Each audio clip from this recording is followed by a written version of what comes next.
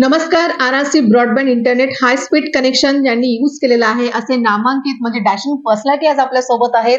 त्यांचा अनुभव आपल्या दर्शकांसमोर ते शेअर करणार आहेत आणि ही स्पेशल मुलाखत फक्त ज्यांनी आमचा RRC internet broadband connection use केलेलं आहे अशा खास व्यक्तिमत्वांसाठी. नमस्कार सर, आरआरसी मध्ये स्वागत आहे. तुमचा काय अनुभव आहे? तुम्ही हे नेट यूज करताय आरआरसी ब्रॉडबँड इंटरनेट स्पीड.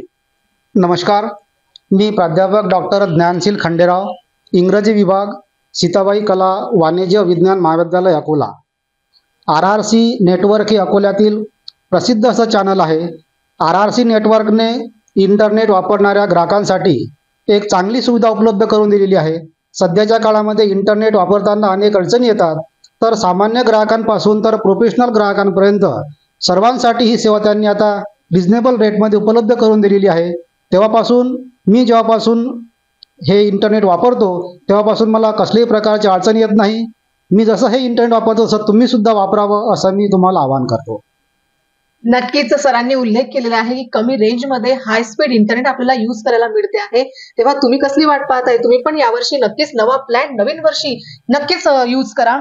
ना रिचार्जची भानगड, ना डाटा पॅक संपण्याचं टेन्शन. आमच्याकडे आहे आरआरसी ब्रॉडबँड कनेक्शन. तुम्ही घेतलाय काही वर्षाचा नवा प्लॅन? माझ्यासोबत जुळण्यासाठी खाली दिलेला नंबर असेल त्या नंबरवरती मला संपर्क करा आणि तुम्ही सुद्धा माझे हॅपी कस्टमर म्हणून माझ्याशी जुळा.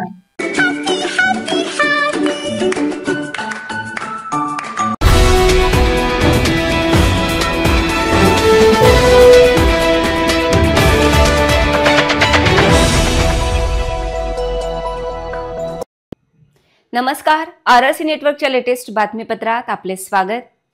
अशा आहेत आजच्या हेडलाईन्स. हेडलाइंस प्रस्तुत करता the smart electronics mall, MV sales, Kholeshwar road, Akola. अच्छा प्रोडक्ट, अच्छी क्वालिटी.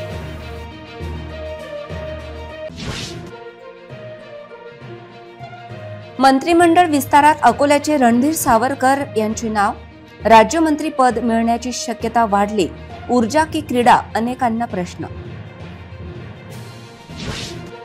निवडणूक झाली, आता शेतकऱ्यांना मदत देण्याची गरज. 39,000 शेतकऱ्यांना 80 कोटींच्या मदतीची प्रतीक्षा.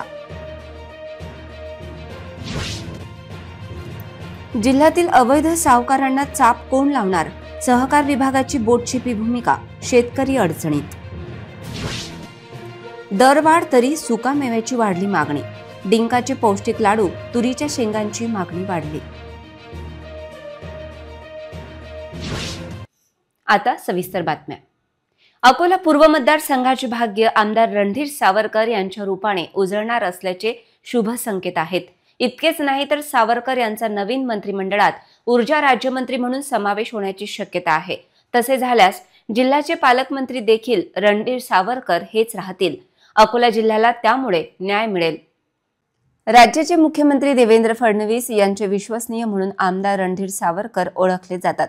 मुंबईला भारतीय जनता पक्षाच्या विधिमंडळ गटनेते पदाच्या बैठकीचे संचालन करण्याचा बहुमान रणधीर सावरकर यांना मिळाला होता. खासदार अनुप धोत्रे यांचा विजय तसेच अकोला पूर्व मतदारसंघात विजयी हॅट्रिक करून ठसा उमटवला. राज्य मंत्रिमंडळात त्यांना स्थान मिळू शकते ही चर्चा यावेळी सुरुवातीपासून होती आणि आता त्यावर शिक्कामोर्तब होऊ शकते अशी दाट शक्यता आहे. गेली 5 वर्षे जिल्ह्याला मंत्रिपदाची प्रतीक्षा आहे. तसेच मधल्या काळात बच्चू कडू आणि राधाकृष्ण विखे पाटील हे बाहेरच्या जिल्ह्यातील नेते पालकमंत्री होते. रणधीर सावरकर यांना मंत्रिमंडळात स्थान मिळाल्यास जिल्ह्याला न्याय मिळू शकतो. आमदार रणधीर सावरकर उत्तम संघटक, अभ्यासू व्यक्तिमत्व आहे. त्यांच्या अनुभवाचा जिल्ह्याच्या विकासाला लाभ होईल याकडेही लक्ष आहे. आमदार रणधीर सावरकर यांना ऊर्जा राज्यमंत्री पद मिळते की क्रीडा व सांस्कृतिक खात्याचा प्रभार याकडे सर्वांचे लक्ष लागले आहे. यंदा ऑगस्ट-सप्टेंबर मध्ये झालेल्या अतिवृष्टीमुळे शेतकऱ्यांच्या तोंडचा घास हिरावला. जिल्ह्यातील 39,000 शेतकरी मदतीच्या प्रतीक्षेत आहेत. नुकसानग्रस्त भागाचे पंचनामे झाले, परंतु मध्यंतरी विधानसभा निवडणुकीची आचारसंहिता लागल्याने मदत मिळाली नाही. 80 कोटीची मदत अपेक्षित आहे. फडणवीस सरकारने शेतकऱ्यांच्या मदतीची राशी त्वरित देण्याची मागणी होत आहे.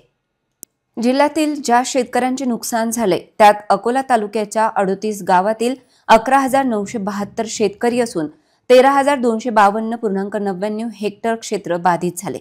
18 कोटी 10 लाख त्यांना अपेक्षित आहेत. बार्शीटाकळी तालुक्यातील 25 गावात 2207 शेतकऱ्यांचे 2001 हेक्टर क्षेत्र बाधित झाले. 2,72,00,000 अपेक्षित आहेत. मूर्तिजापूर तालुक्याच्या 80 गावातील 2009 शेतकरी असून 18,090 हेक्टर क्षेत्र बाधित झाले. 24,73,00,000 त्यांना अपेक्षित आहेत. अकोट तालुक्याच्या 83 गावातील 18,063 शेतकरी असून 19,684 हेक्टर क्षेत्र बाधित झाले. 27,40,00,000 त्यांना अपेक्षित आहेत. बाळापूर तालुक्याच्या 32 गावातील 2,260 शेतकरी असून 1,825 हेक्टर क्षेत्र बाधित झाले. 2,67,00,000 त्यांना अपेक्षित आहेत. तर पातूर तालुक्यातील 10 गावातील 2,728 शेतकऱ्यांचे 29,042 हेक्टर क्षेत्र बाधित झाले. नुकसान भरपाईपोटी जिल्ह्यातील शेतकऱ्यांना 79,44,41,41,000 रुपये अपेक्षित आहेत. आधीच 4 महिने होऊन देखील मदत राशी मिळाली नाही. याबाबत तातडीने निर्णय घेण्यात यावा अशी मागणी होत आहे. जिल्ह्यात अवैध सावकारांचे मोठे प्रस्थ असून सहकार विभागाची बोटचेपी भूमिका शेतकऱ्यांना त्रस्त करत असल्याचे चित्र आहे. जिल्ह्यातील नोटरी व्यवहार, तलाठी नोंदी व खरेदीचे व्यवहार तसेच बँकेचे व्यवहार तपासले तर अशा अवैध सावकारांचा बुरखा फाटायला वेळ लागणार नाही. पण सहकार विभाग मात्र सुस्त असल्याचे चित्र आहे. निसर्गाच्या प्रकोपामुळे सततची नापिकी, शेतमालाला भाव नाही अशा विविध समस्यांनी ग्रासलेला शेतकरी आर्थिक अडचणीत सापडला आहे. कर्जामुळे बँकांचे दरवाजे बंद झाले असल्याने शेतकऱ्यांना पैशाची गरज भागविण्यासाठी खाजगी सावकारांकडे धाव घेत आहेत. नेमका शेतकऱ्यांच्या मजबुरीचा गैरफायदा घेत असल्याचे प्रकार घडत असल्याची चर्चा होत आहे. याकडे प्रशासकीय यंत्रणेची अर्थपूर्ण डोळेझाक होत असल्याची ओरड होत आहे. त्यामुळे या सावकारांना शोधून अशा अवैध सावकारांच्या मुसक्या आवळण्याची गरज असल्याचा सूर उमटत आहे. निसर्गाचा लहरीपणा व बाजारात काढणीच्या वेळेस गडगडणारे शेतमालाचे भाव यामुळे लागवडीचा खर्चही निघत नाही. त्यामुळे शेती आणि शेतकऱ्याचे अर्थचक्र विस्कळीत झाले आहे. आधीच कर्जबाजारी असल्यामुळे बँकांचे सुद्धा दरवाजे बंद झाले आहेत. म्हणून त्यांना खाजगी सावकारांकडे धाव घ्यावी लागते. तर सावकार कायद्याच्या कचाट्यात अडकू नये म्हणून अनेक जण फसत असून सहकार विभागाचे या सर्व अनागोंदी कारभाराकडे दुर्लक्ष होत आहे. वैद्यकीय क्षेत्रात बॉम्बे मार्केटच्या औषधींचा व्यवसाय झपाट्याने वाढतोय.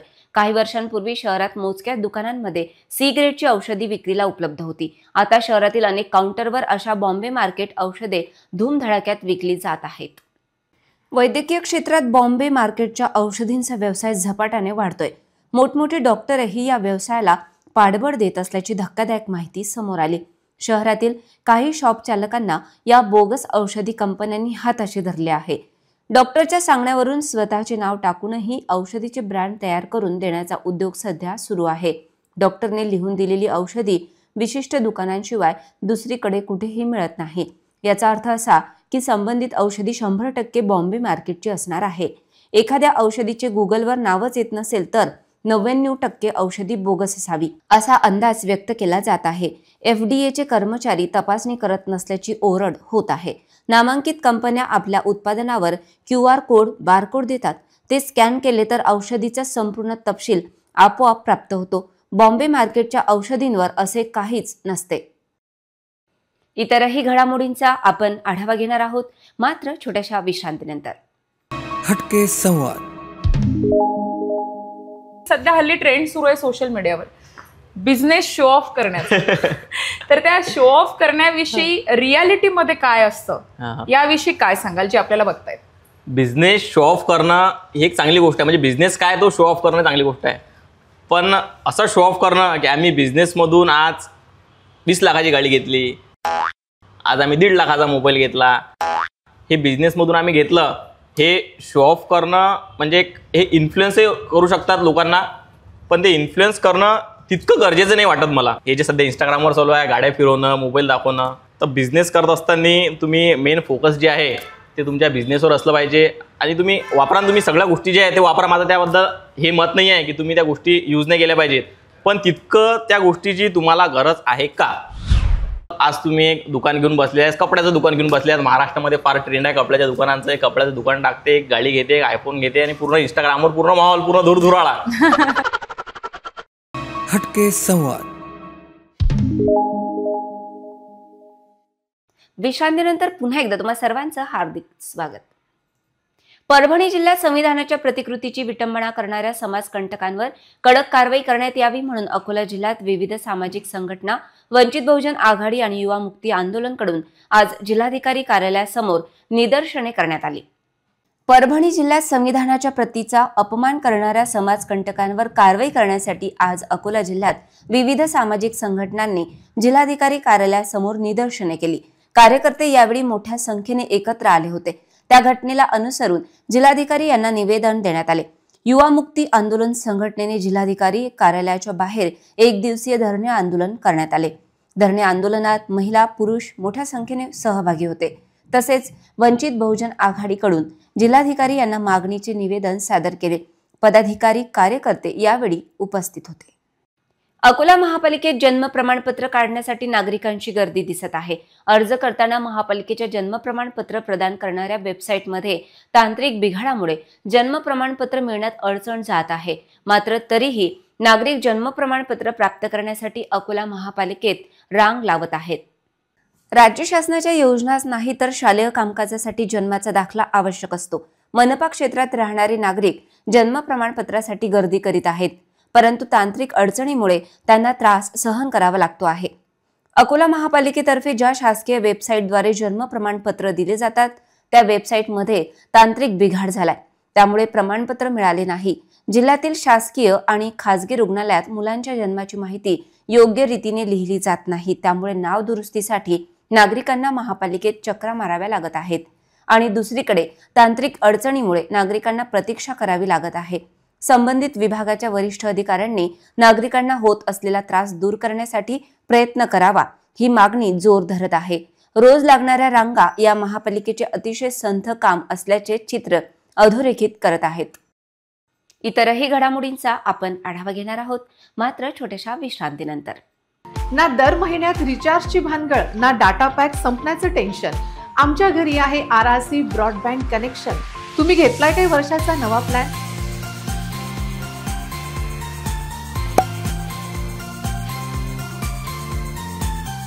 विश्रांतीनंतर पुन्हा एकदा तुम्हा सर्वांचं हार्दिक स्वागत. नव्या तुरीच्या शेंगांचा नवा मेनू अनेकांच्या ताटात, डब्यात चव वाढविताना दिसत आहे. 80 ते 100 रुपये किलो तुरीच्या शेंगांनी बाजारपेठेत सुगरण गृहिणींना कामाला लावले आहे. त्यामुळे त्यासाठीचे सर्व सोपस्कार सुगरण गृहिणी घरोघरी करताना दिसत आहेत. तुरीच्या शेंगा निघाल्या की जिल्ह्यात सोले वांग्याची भाजी हा बेत ठरलेलाच आहे. सर्वप्रथम सोले वांगे केल्यानंतरच मग इतर पदार्थ तुरीच्या ओल्या दाण्यांपासून तयार केले जातात. परंतु डिसेंबर महिन्याचा दुसरा आठवडा सुरू असला तरी चिल्लर बाजारात तुरीच्या शेंगा 80 ते 100 रुपये किलो दराने मिळत असल्याने गृहिणींनी तुरीच्या शेंगा खरेदी करण्याचा मोह आवरला आहे. अजूनही बाजारात हव्या त्या प्रमाणात उत्तम दर्जाच्या तुरीच्या शेंगाची आवक होत नसल्याने सध्या तुरीचे भाव तेजीत असल्याची माहिती विक्रेत्यांद्वारे देण्यात आली. ग्रामीण भागात तसेच ज्यांच्या घरी शेतात तुरीची लागवड केली आहे त्यांच्याकडे दररोज तुरीच्या दाण्यांपासून विविध पदार्थ तयार केले जात आहेत.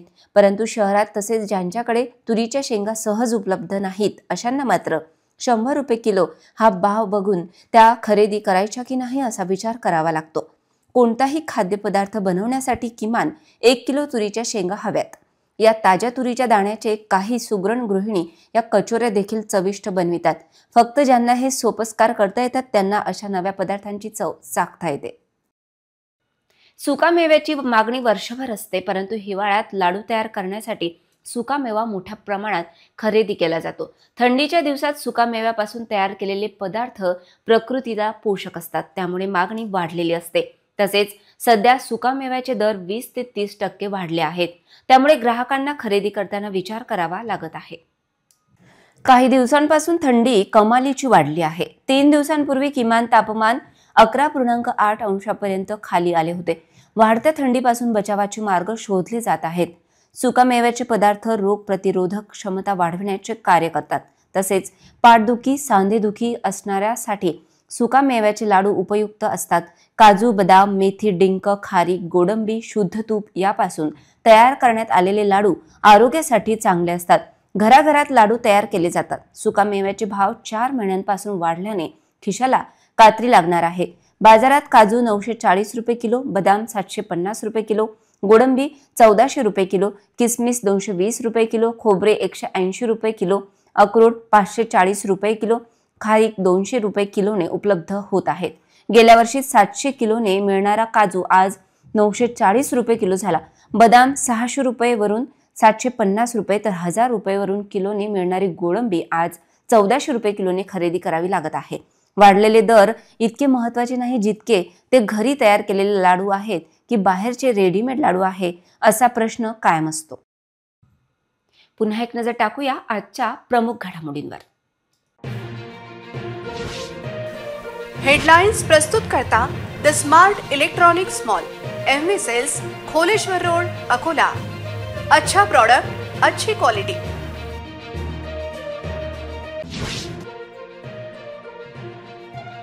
मंत्रिमंडळ विस्तारात अकोल्याचे रणधीर सावरकर यांचे नाव. राज्यमंत्री पद मिळण्याची शक्यता वाढली. ऊर्जा की क्रीडा, अनेकांना प्रश्न. निवडणूक झाली, आता शेतकऱ्यांना मदत देण्याची गरज. 39,000 शेतकऱ्यांना 80 कोटींच्या मदतीची प्रतीक्षा. जिल्ह्यातील अवैध सावकारांना चाप कोण लावणार? सहकार विभागाची बोटछेपी भूमिका. शेतकरी अडचणीत. दरवाढ तरी सुकामेव्याची वाढली मागणी. डिंकाचे पौष्टिक लाडू, तुरीच्या शेंगांची मागणी वाढली. बातम्यांसाठी तुम्ही पाहत रहा RRC न्यूज. 2 लाखांपेक्षा अधिक दर्शकांनी RRC डिजिटल अकोला हे यूट्यूब चॅनल सबस्क्राईब केले आहे. तेव्हा तुम्ही कसली वाट पाहत आहात? तुम्ही पण सबस्क्राईब करा आणि बेल आयकॉन क्लिक करत RRCच्या बातम्या निरंतर पहा. तुमच्या मोबाईलवर नोटिफिकेशन मिळण्यासाठी सबस्क्राईब करा RRCचे यूट्यूब चॅनल. लाईक आणि फॉरवर्ड करा RRC डिजिटल अकोलाचे हे न्यूज बुलेटिन. पुन्हा भेटूया लेटेस्ट बातम्यांसह नवीन बातमीपत्रात. तोवर नमस्कार.